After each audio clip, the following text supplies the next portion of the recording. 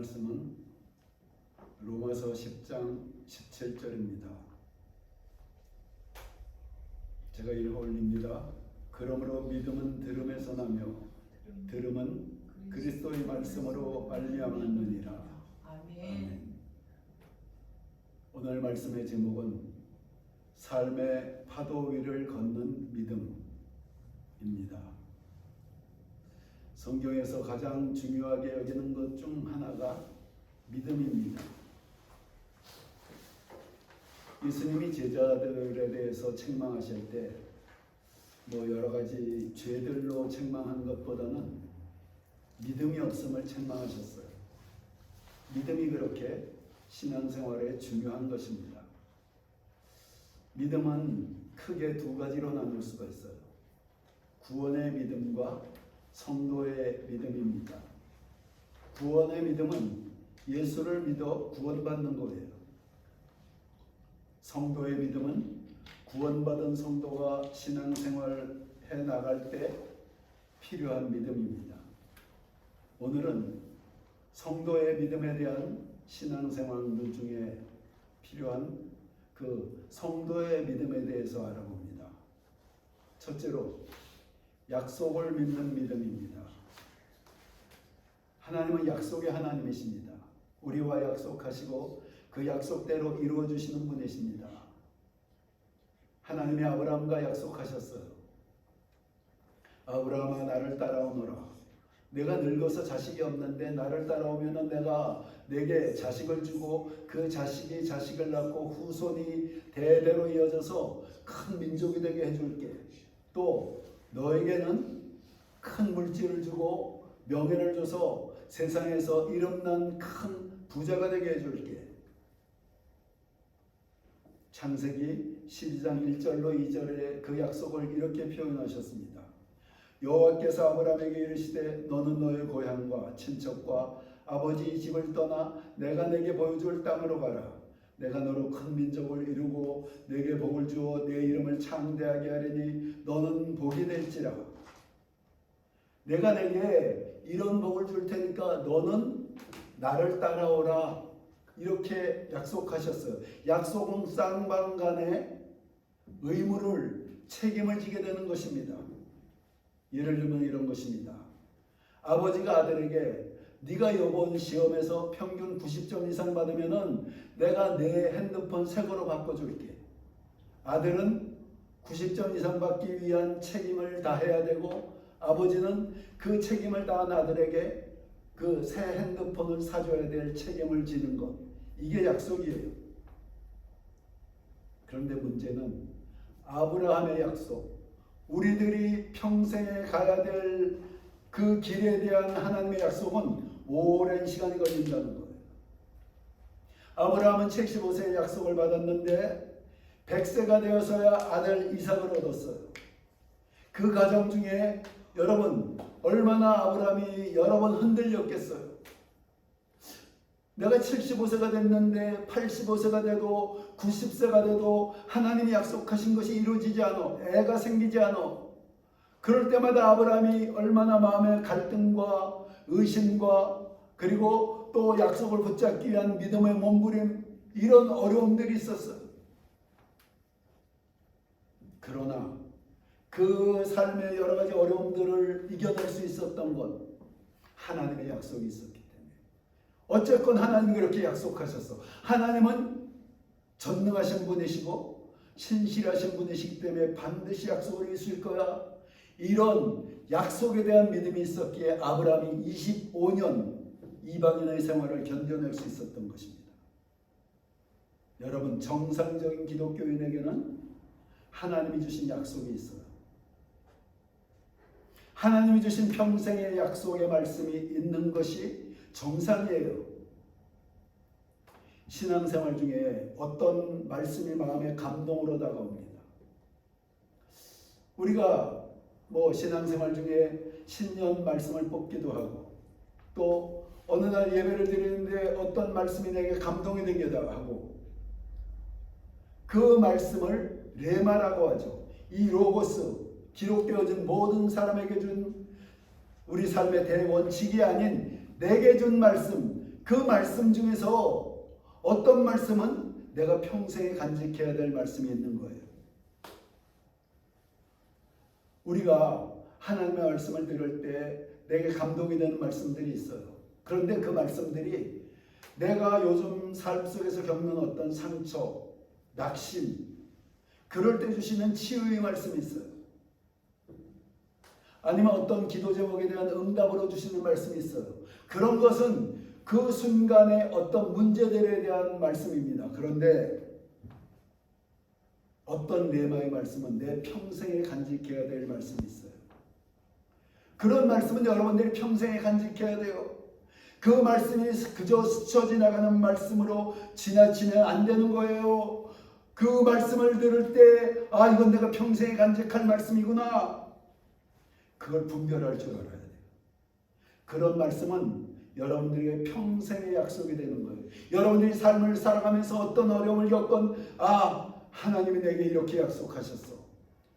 이 약속은 변함이 없는 거야. 이 약속은 나의 평생에 내게 주신 약속이야. 이 약속이 여러분들에게 삶 중에서 어떤 어려움을 겪건 어떤 고난이 있건 어떤 의심과 낙심이 있건 여러분들이 붙잡아야 될 평생의 약속이 되는 거예요. 미국의 빌리 그레엄 목사님과 함께 20세기에 대표적으로 존경받은 오랄 로버츠라는 목사님이 계셨어요. 젊은 시절 목회를 하는데 교회가 부흥되지 않고 사역의 열매도 없고 그래서 낙심했습니다. 그래서 혹시 신학 공부를 더 하면은 내가 좀 더 하나님께 쓰임 받지 않을까 해서 박사 과정을 밟기 시작했어요. 어느 날 공부하기 위해 학교를 가려고 집을 나서려다가 오늘 내가 읽어야 할 말씀을 읽지 않았구나. 그래서 이제 다시 앉아서 말씀을 읽기 시작했습니다. 그런데 한 구절의 말씀이 강한 감동으로 이 목사님의 영혼을 뒤흔들었어요. 그 말씀이 요한 3서 1장 2절입니다. 사랑하는 자여 내 영혼이 잘됨 같이 내가 범사에 잘되고 강건하기를 내가 간구하노라. 사랑하는 자여 내 영혼이 잘됨 같이 내가 범사에 잘되고 강건하기를 내가 간구하노라. 그 말씀에 대한 깨달음이 물밀듯 밀려왔어요. 그 전에 전통적으로 배웠던 그 신학은 하나님은 구원하시는 하나님, 우리 영혼을 구원하시는 하나님. 그런데 이 말씀을 보니까 하나님은 우리 영혼의 구원뿐 아니라 환경의 축복과 건강의 축복도 주시기를 원하는구나. 이 말씀을 깨달았어요. 이후에 이 말씀은 이 목사님 평생의 레마의 말씀이 됐습니다. 그리고 이 말씀대로 영혼의 구원과 환경의 축복과 건강의 축복을 그 메시지를 전하기 시작했어요.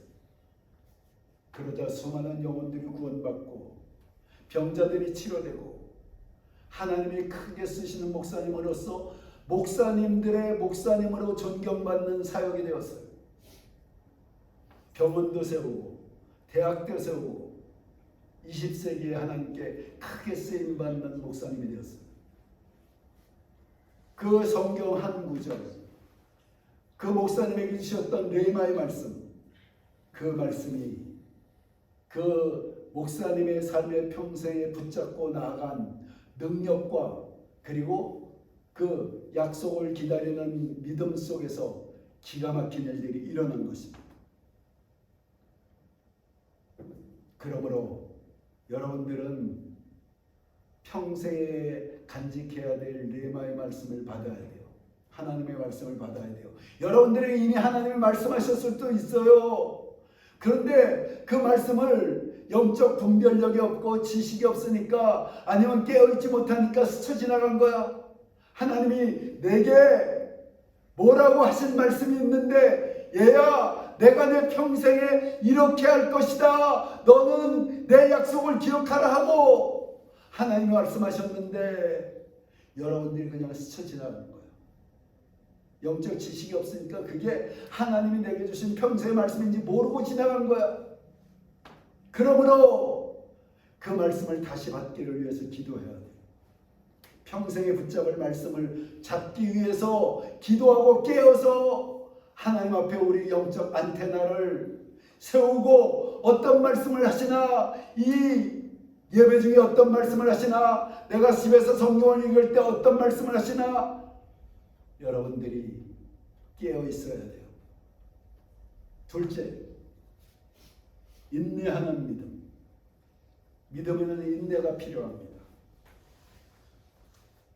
하나님은 우리를 연단하셔서 하나님의 사람으로 만들어가요.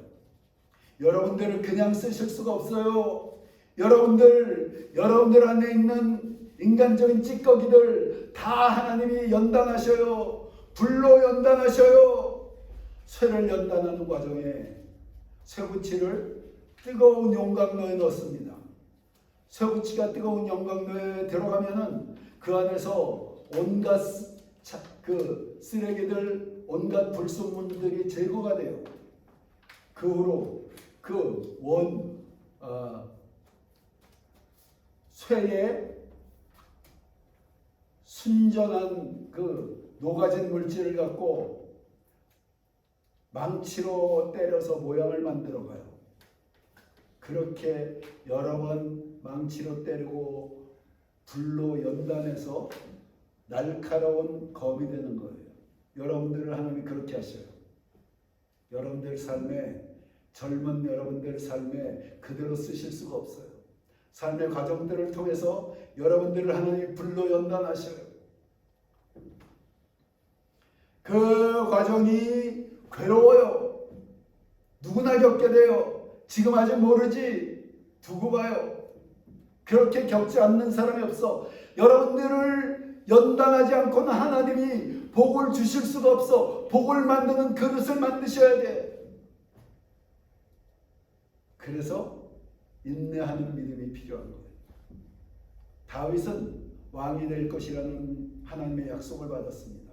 17살 10대 후반, 10대 중후반에 왕이 될 것이라고 예언을 받았어요. 사무엘로부터. 그 후 10여 년간 사울왕에게 쫓겨다녔어요. 사울왕이 정신이 이상해져서 다윗을 시기해서 왕실 특공대 3,000명을 데리고 이스라엘 그 좁은 땅, 이스라엘 좁은 땅에서 그 다윗을 계속 쫓아다녔어. 10여 년간. 얼마나 괴로웠겠어요. 갈 데가 없어. 이리 가면 저리 쫓아오고 저리 가면 이리 쫓아오고. 다윗이 그 10여 년간 죽음의 고비를 여러 번 넘기는 가운데서 오직 하나님을 의지할 수밖에 없고, 그 훈련받은 특공대원들 3,000명이 그 다윗을 계속 쫓아오니까 오직 하나님을 의지하고 기도하면서 인간의 그 여러 가지 불순물들이 다 씻겨지는, 그렇게 되니까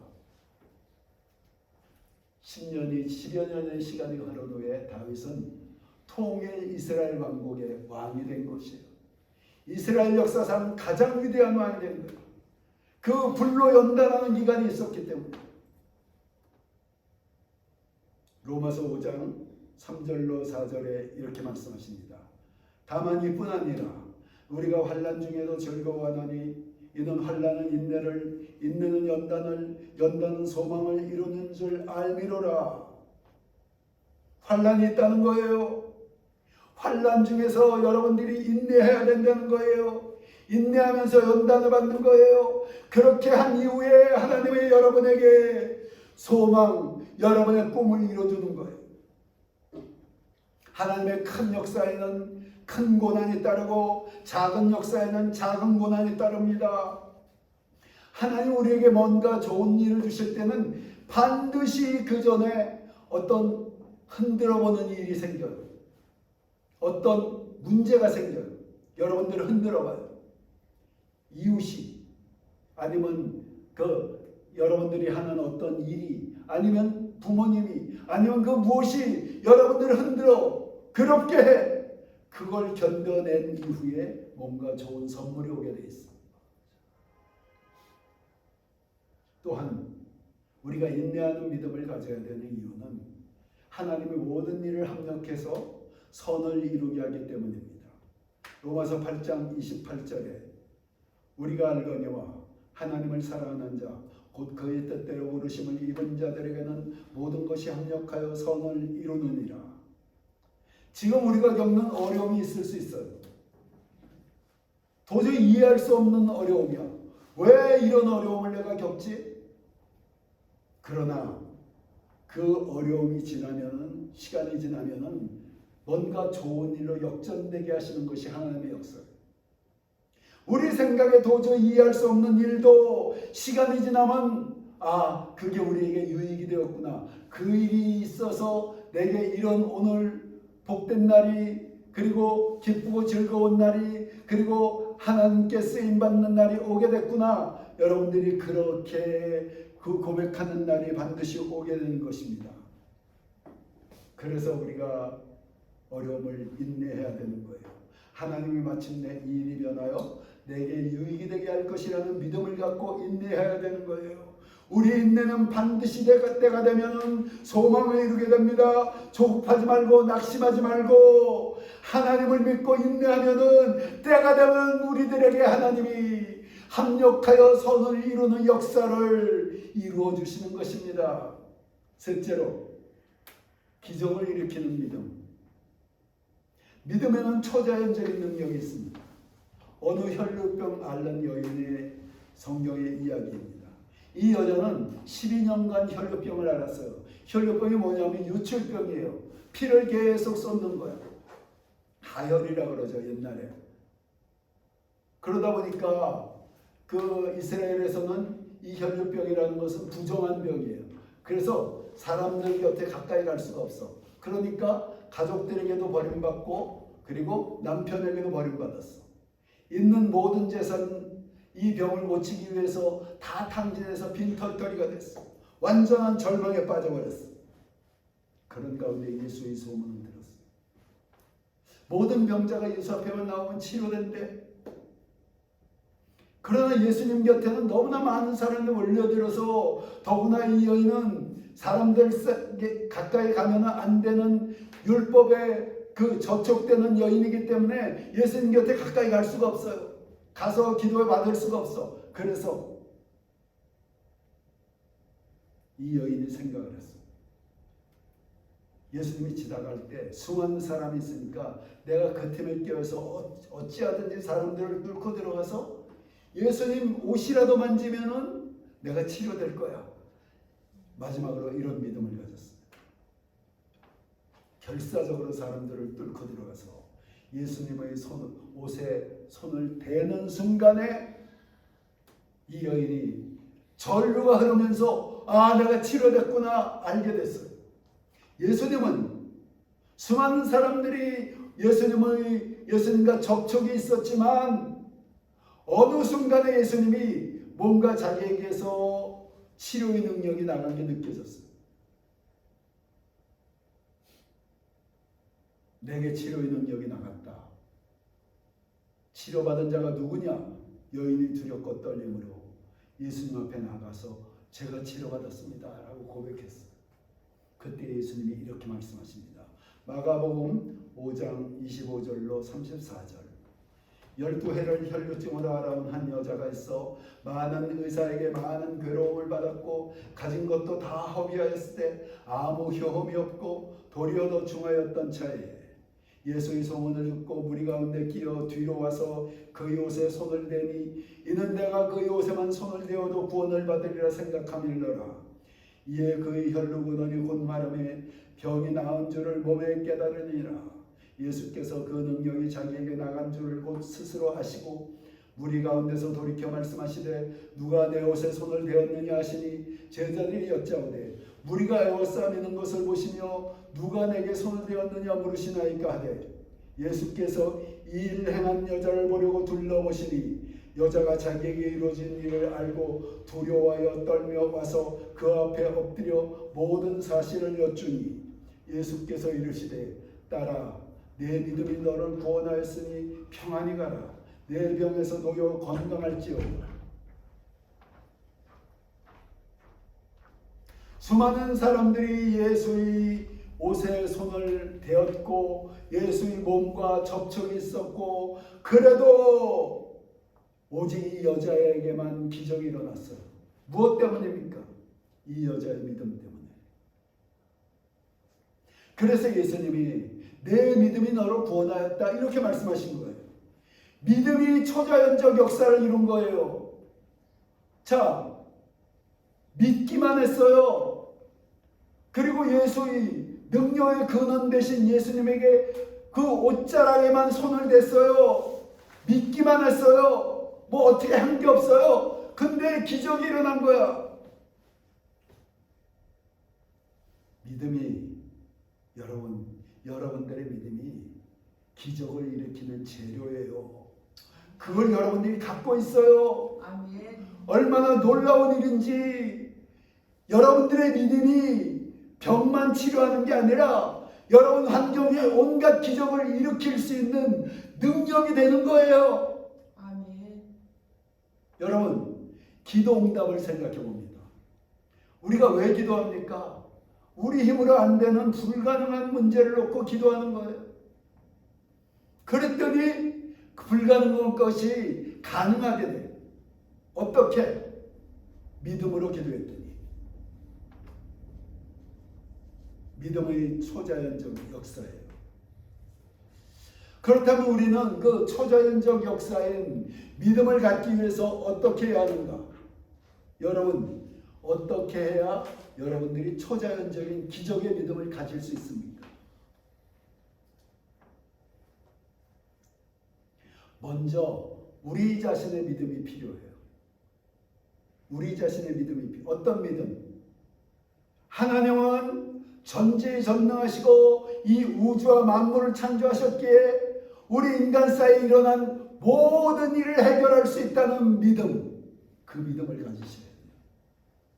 그래서 우리가 살아가면서 불가능한 모든 문제, 우리 힘으로 불가능한 모든 문제 앞에 섰을 때 여러분들이 기도하면은 하나님이 이 문제 해결할 수 있어. 이런 믿음을 가져야 돼요.